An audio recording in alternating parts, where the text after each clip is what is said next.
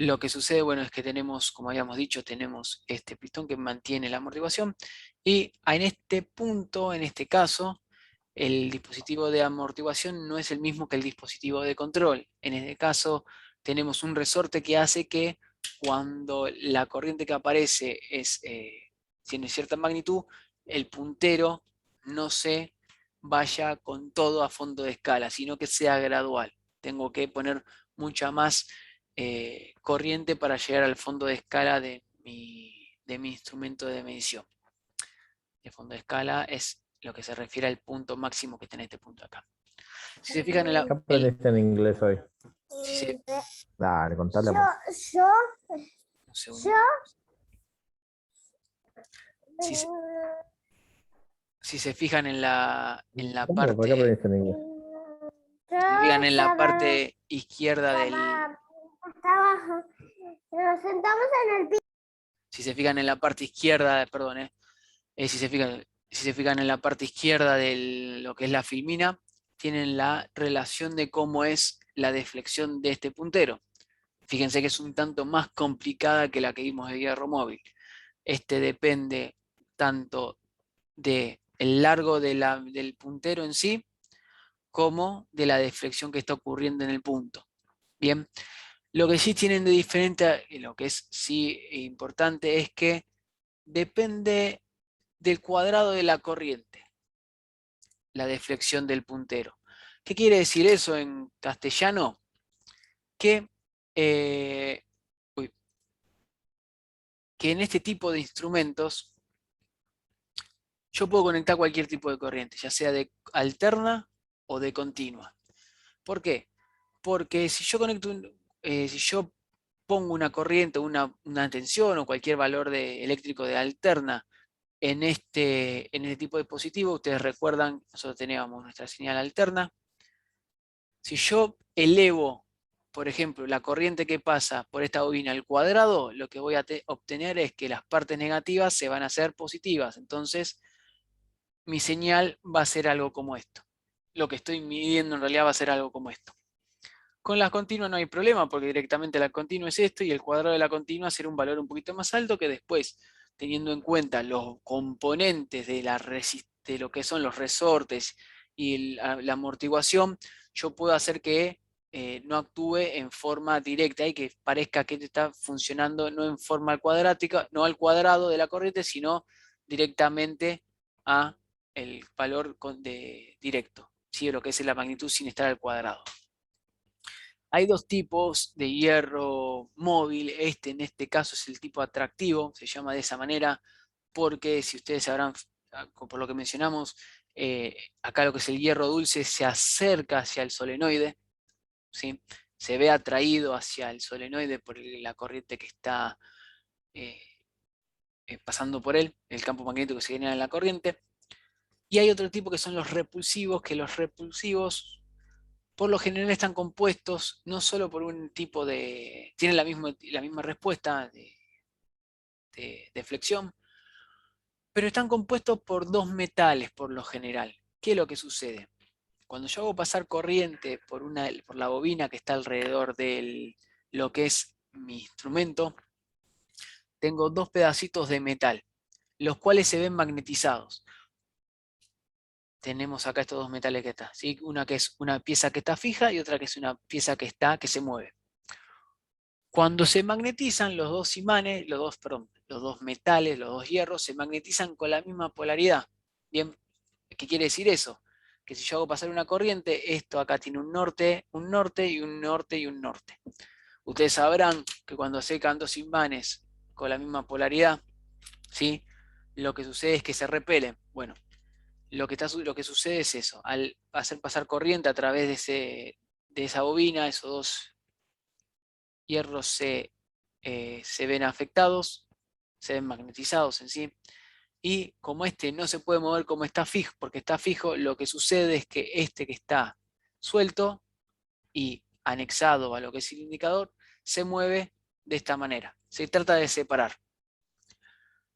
Pueden ser, fíjense que no son iguales estos en este dibujo, por ejemplo, que encontré, el mejor dibujito que encontré en realidad. Fíjense que tienen diferentes formas y tienen que ver la ecuación esta que está acá tiene que ver justamente con la forma que tiene el hierro que está en la parte interna del solenoide. De la misma manera se tiene también que tenemos un sistema de control, que es en este caso un resorte, que hace que vuelva al inicio. Y en sí no hay mucho más que hablar de estos tipos de lo que son estos tipos de equipos, ¿sí? Las grandes divisiones son de hierro móvil y de imán permanente. Existe un tercer tipo, que yo no sé si lo puse acá en la filmina ya, que son los de tipos, no, que son los de tipos electrodinámicos, que es una conjunción entre los dos, entre hierro móvil y un imán permanente, IPBM, imán permanente y bobina móvil, que lo vamos a estar viendo un poquito más en detalle cuando veamos instrumentos de potencia. Bien, ahora lo que nos corresponde empezar a hablar es de, si nosotros tenemos nuestro instrumento, tenemos ahora la forma en la cual logramos que un puntero se mueva en una escala y nos indique la magnitud de corriente o de tensión que tenemos en nuestro circuito. No obstante, lo que hay que tener en cuenta es que la bobina móvil sobre todo, los solenoides de estos instrumentos no son no tienen una gran resistencia interna, por lo tanto cualquier tipo de corriente o tensión o de corriente que se induzca, ya sea por la tensión o porque hay una corriente que queremos medir, hacen que se queme. Entonces hay que tener en cuenta dos tipos de configuraciones que justamente por lo que estuvimos viendo la parte de divisor de tensión y divisor de corriente, que son lo que llaman resistencia shunt, por lo general se llaman shunt, y lo que son las resistencias multiplicadoras. En el apunte tienen una explicación breve, antes de seguir con esto, tiene una explicación breve lo que es un instrumento electromagnético, pero no está tan explicado como las otras 12 que eso lo vamos a dejar para apuntes que siguen. En esencia, lo que ustedes tienen que saber es que para medir una tensión o una tensión, una corriente, se utilizan exactamente los mismos instrumentos, ¿sí? Se cambia la configuración que está en la parte interior. ¿Qué quiere decir esto? Se llaman, por lo general, los instrumentos que miden tensión y corriente se llaman miliamperímetros o microamperímetros. Se llaman de esa manera porque miden corrientes entre los miliamper y los microamper. Entonces, ¿cómo hago yo para poder medir tensiones y corrientes con el mismo instrumento?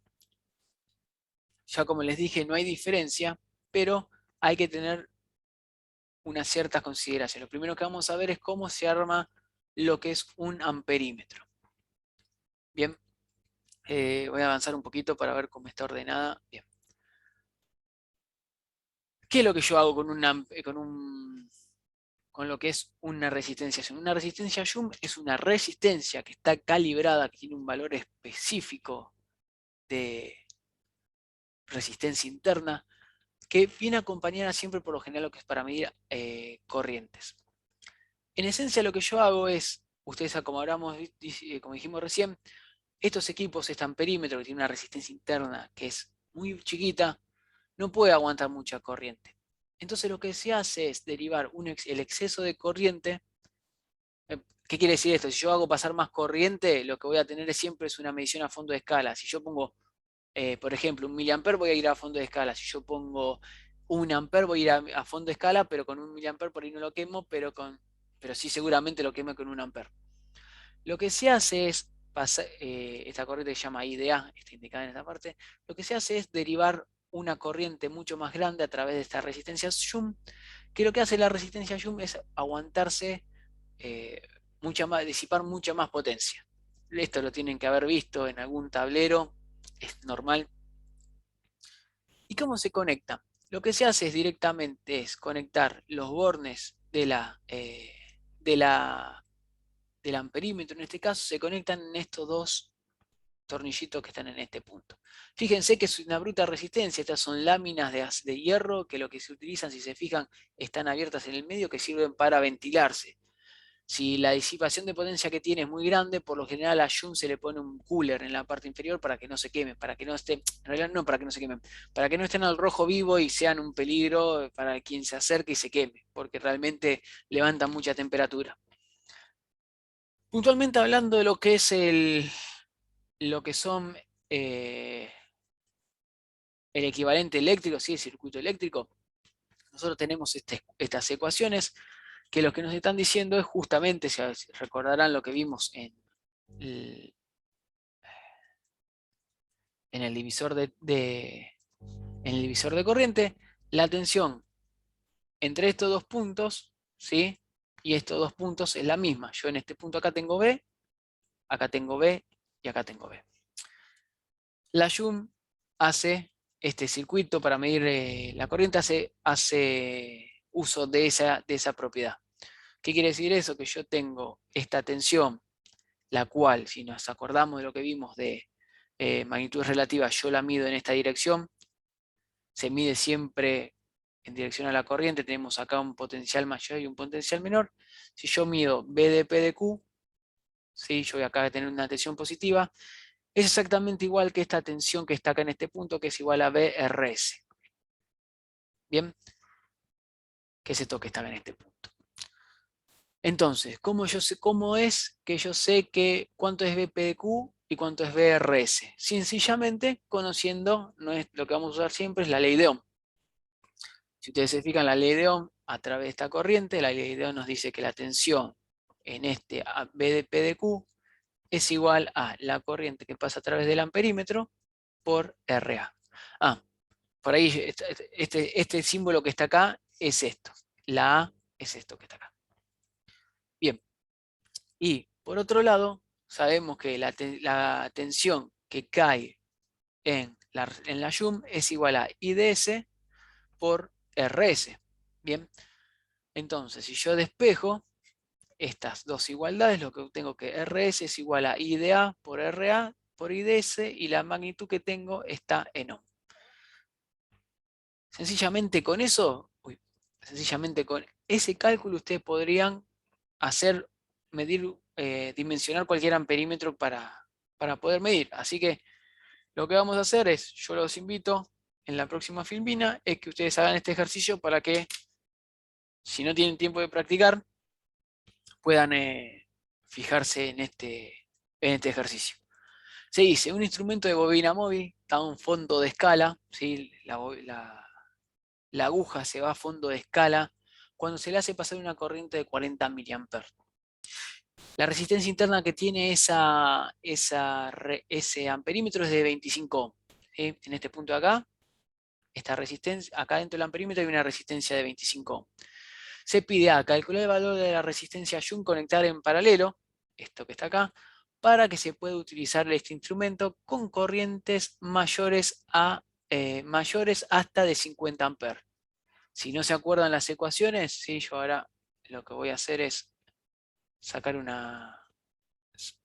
tomo un recorte de la ecuación, por si no tomaron nota, así se las dejo acá proyectándose y ustedes pueden hacer el circuito. Un segundito que estoy viendo acá de costado la presentación, así tomo el valor. Bueno, esto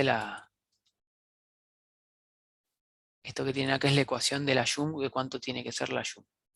Si no lo entienden cómo es, sencillamente lo que pueden hacer es Kirchhoff o lo que sea lo que les parezca que a ustedes les quede más cómodo. Ahora en 5 minutos preguntamos cuánto es que tiene que ser. O antes.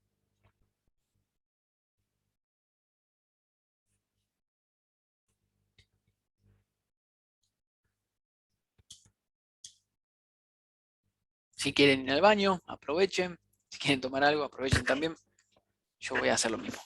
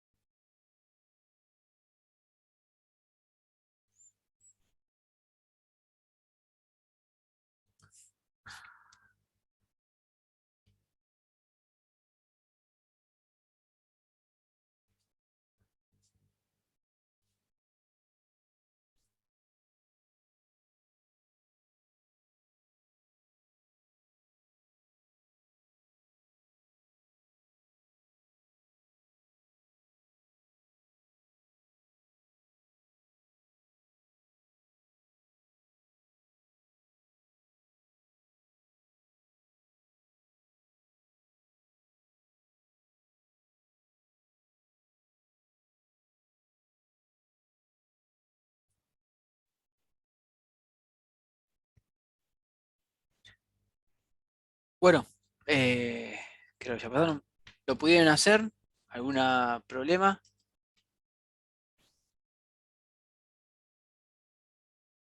Acá me está diciendo Rodrigo, Nico, según los cálculos que di, me da 12 con 12,40 kilo ohms.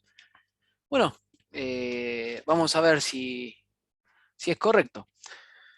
El ejercicio nos dice, ¿alguno más llegó a ese valor de 12? Todavía no. Bueno, esperemos entonces. Yo voy a estar acá con la pizarra, buscando un lugar para escribir y copiar el circuito. Así se entiende lo que estamos escribiendo.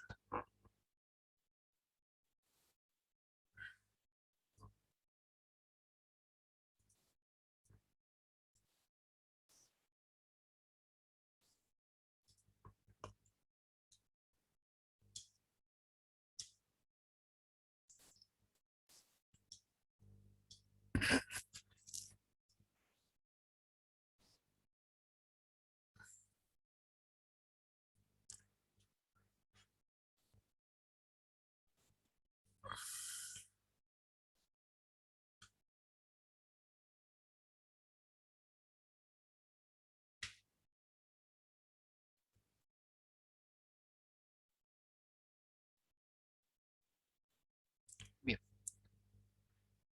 yo estoy proyectando aquel ejercicio, el circuito en realidad el ejercicio no. Lo que nos dice el enunciado es que en la parte, si yo hago el circuito equivalente de este circuito, lo que tendría es un circuito el cual tiene una resistencia interna, un amperímetro y una resistencia interna de 25 ohm en esta parte, y tenemos una resistencia Joule, la cual no sabemos su valor.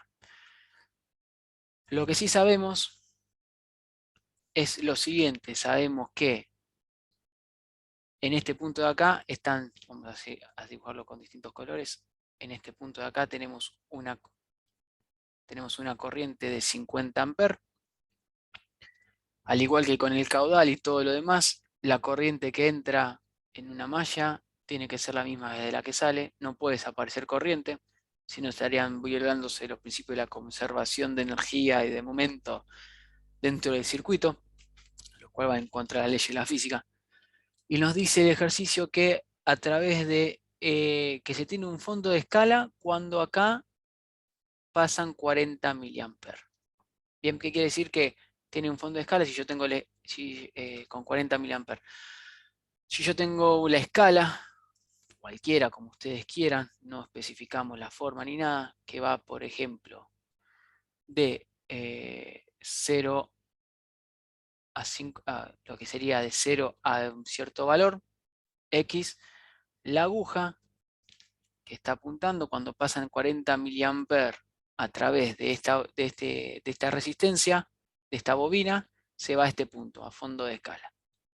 Yo quiero hacer que esa corriente, esto pase cuando están circulando 50 miliamperes.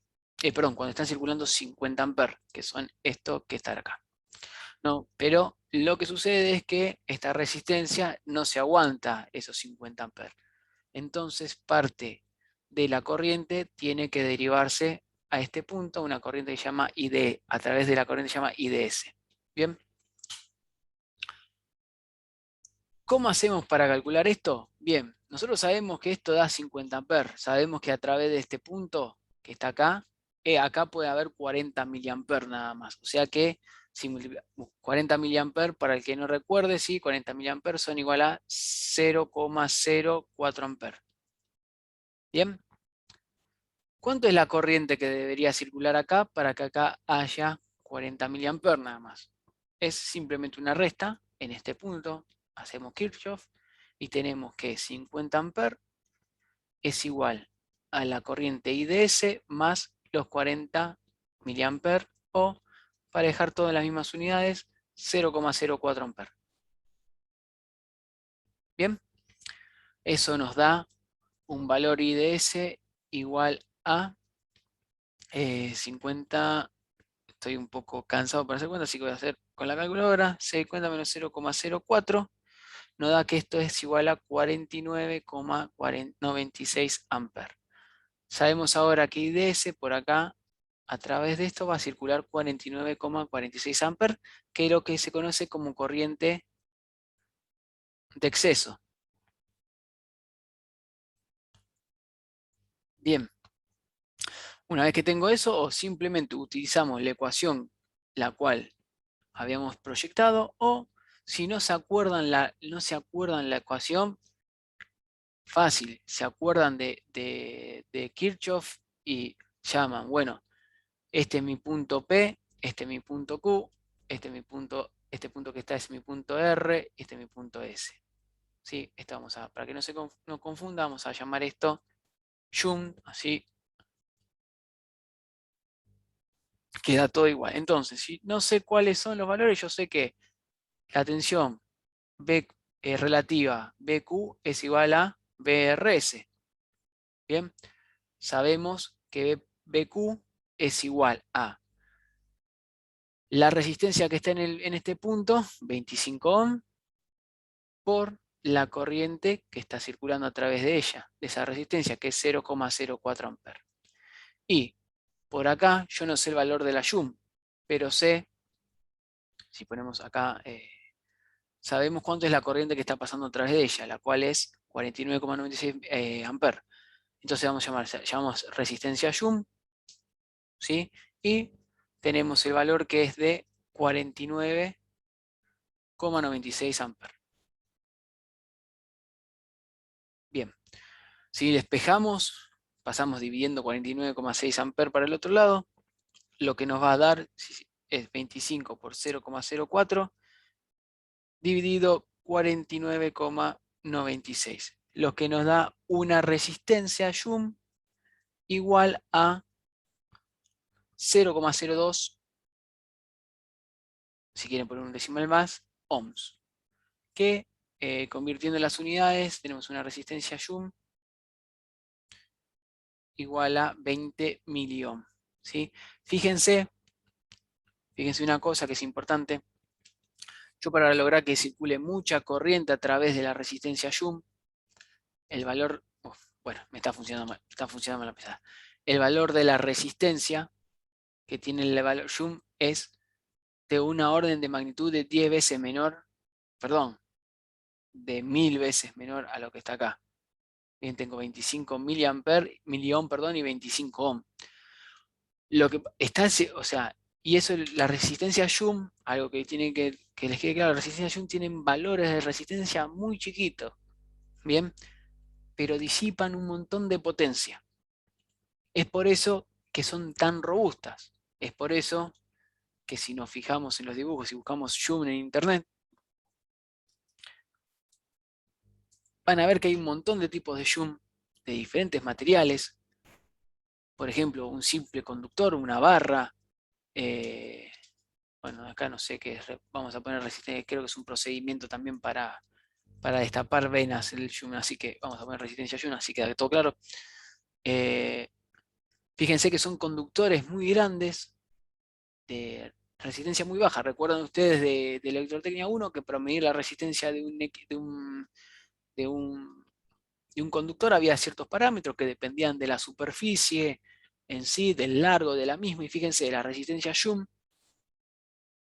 son resistencias, ¿sí? Son conductores, los cuales claramente esto conduce, pero estos valores que están acá, estas resistencias que están acá propiamente dichas, son conductores muy grandes, de área muy grande y bastante largos para lo que es una resistencia en sí.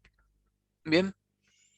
Eh, Y eso es el motivo por el cual tienen tan baja resistencia, pero como son un bruto pedazo de metal, disipan mucho calor. Bien, y por eso no se queman. Y es por eso que cuando uno pone en un tablero una resistencia Joule, tiene que tener ciertas consideraciones. Porque no es que se van a electrocutar pues, si tocan una resistencia Joule, pero seguramente se puedan quemar. Entonces hay que tener ciertos resguardos con eso. Tampoco es que vayan y toquen una resistencia Joule, ¿sí? por las dudas. Pero es más probable que se quemen que a que se electrocuten. Bien, fíjense que hay diferentes tipos, hay con láminas, bueno, hay de filamentos nada más y demás. ¿Sí? Más o menos, ¿venimos bien? ¿Se entendió esto? Sí, sí, sí. Bien, Sí, sí. perfecto. Continuando, donde dejé la presentación. Acá. Continuando con la presentación, la otra forma de configuración, y es la que nos permite medir lo que son tensiones, es la configuración esta que se tiene en este lugar que se llama, para obtener un voltímetro, básicamente lo que se hace es conectar un amperímetro en serie con una resistencia que se conoce como resistencia multiplicadora. La resistencia multiplicadora, a diferencia de la SHUM, ¿sí?, tienen valores muy grandes y por lo general no son tan robustas. Es raro ver una resistencia multiplicadora en un tablero, porque por lo general, como son tan chiquitas, se conectan en la parte, están directamente ya dentro del equipo, del voltímetro que compran, o bueno, sí, del voltímetro que compran. ¿Cómo se utiliza esto? Bueno, nosotros tenemos una tensión en la cual queremos medir. Tenemos una tensión en la cual queremos medir y esa tensión, debido a las resistencias que tenemos en la misma en el circuito, va a hacer circular una corriente. Bien, esa corriente lo que va a hacer es que este amperímetro, ¿sí?, la aguja del amperímetro se mueva de izquierda a derecha, dependiendo del valor que tenga, pero lo que va a hacer es, debido a que hay una caída de tensión importante en esto, si yo sumo los dos valores, voy a tener la tensión B. Ahora, rápidamente, si yo les miran el circuito este y les digo cuál de estas dos tensiones, cuál de estas dos resistencias, la resistencia del amperímetro y la resistencia multiplicadora, va a tener más caída de tensión. ¿Se dan cuenta? La multiplicadora. La multiplicadora va a tener mucha más caída de tensión porque su valor óhmico es mucho más alto. Para la misma corriente, la resistencia del amperímetro es mucho menos que la resistencia multiplicadora, por lo tanto, las caídas de tensión van a ser grandes. ¿Qué quiere decir eso? Que hay que tener ciertas consideraciones con la resistencia multiplicadora, que sí, si bien no son grandes en volumen como la resistencia SHUM, sí tienen que disipar bastante potencia. Bien, y es ahí, en algunos voltímetros, si ustedes lo saben, lo que van a encontrar son resistencias cerámicas. Bien, las resistencias cerámicas se caracterizan por tener un material ser de un material cerámico propiamente dicho, los cuales disipan disipan potencia, no mucha potencia, pero disipan mucha más potencia, menos potencia que una resistencia SHUM, pero sí que una resistencia que ven en un circuito electrónico, por ejemplo. En este caso, por ejemplo, tienen acá una resistencia cerámica que tiene un valor resistivo de 12, bueno, está como, ahí no lo dice. Acá, por ejemplo, tiene 100 y disipa 25 watts, esta disipa 5 watts, por ejemplo.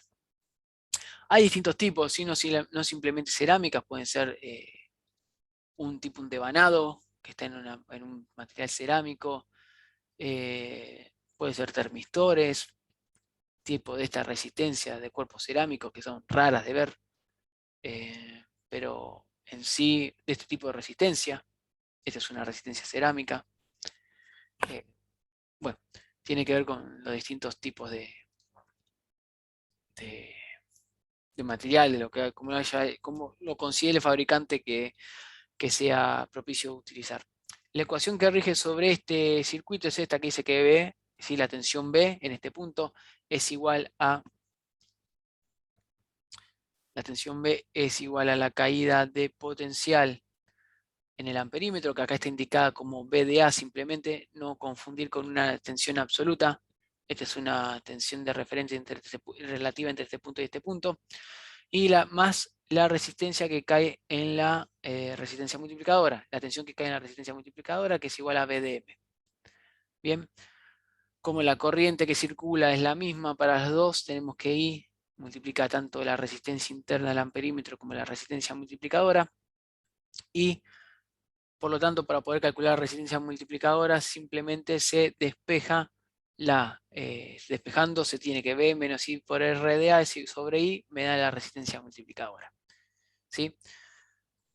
Claramente, como hicimos con el caso anterior, lo que vamos a hacer en la siguiente filmina es hacer un ejercicio para que se entienda un poquito más cómo es esta cuestión. Quedan 7 minutos de la grabación, les dejo 5 minutos para resolver esto. ¿Necesitan la fórmula? No, era esa que estaba ahí, ¿no? Al lado del Sí, circuito. por favor. Bien, la voy a escribir acá, así les queda, no comparto nada, la copio directamente en este lugar. RM es igual a B menos I RA sobre I. Lo que dice el problema 7 dice, un instrumento de bobina móvil con resistencia de 10 ohm, perdón, da un fondo de escala con una corriente de 8 mA. Calcular el valor de la resistencia multiplicadora perdón, esto lo escribí mal. Calcular el valor de la resistencia multiplicadora que debe conectarse, sin esto, que debe conectarse en serie para que el instrumento pueda ser utilizado con un voltímetro de rango de 100 volts.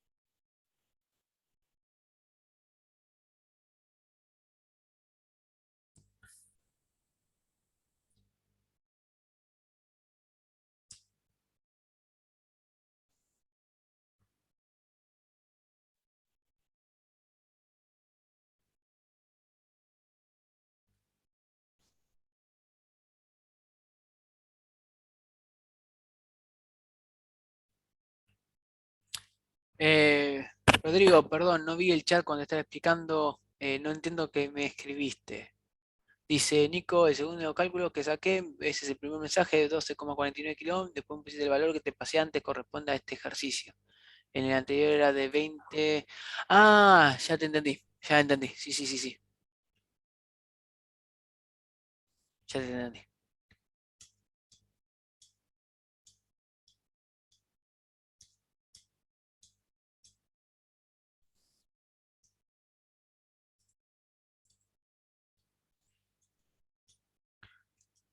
Los ejercicios estos que están acá son los mismos que están en el apunte, ¿sí? En el apunte tienen las respuestas. Yo no les escribí el ejercicio cómo se hace, sino que dejé la respuesta para que ustedes pudieran eh, en sus casas, si no tienen tiempo, mientras leen el apunte, si tienen una lapicera o algo, hacen ahí el ejercicio y lo resuelven.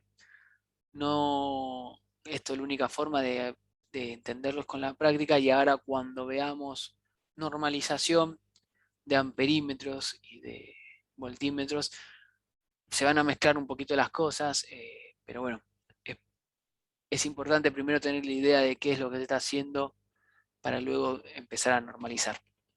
Porque claramente lo que van a ver ustedes es que le va a dar un cierto valor de resistencia multiplicadora. La realidad es que uno no puede armar como uno se le canta un voltímetro. Va a funcionar, claro que va a funcionar.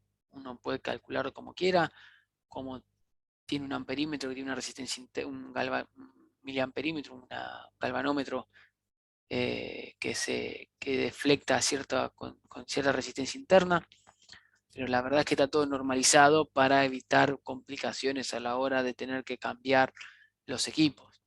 Imagínense que ustedes tienen un amperímetro que tiene una resistencia interna de tantos valores y que hace fondo de escala con 40 mA, y la única forma de que puedan seguir midiendo lo mismo es que compren siempre del mismo fabricante, lo cual no funciona así.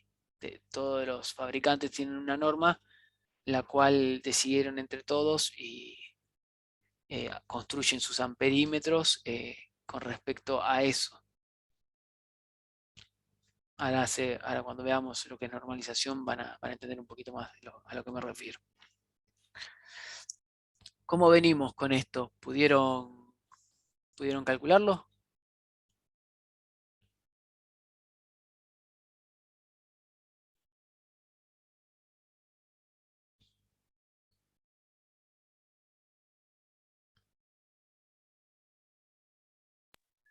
Ahora estoy haciendo los cálculos. Sí, sí, no hay apuro. Yo pregunto nada más para ver si alguien lo pudo resolver o si tiene algún problema.